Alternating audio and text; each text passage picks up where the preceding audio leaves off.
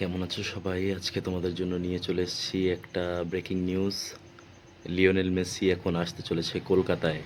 ঠিকই শুনেছেন, Lionel Messi এখন আসতে চলেছে কলকাতায়। ফুটবলের রাজা যাকে বলা হয়, লিওনেল মেসি এবার কলকাতায়।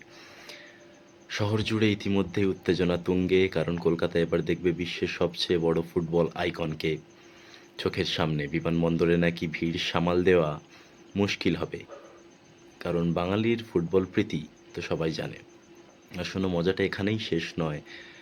লিওনেল মেসিকে অভ্যর্থনা জানাতে আসছে আমাদের নিজেদের বলিউডের কিং শাহরুখ খান।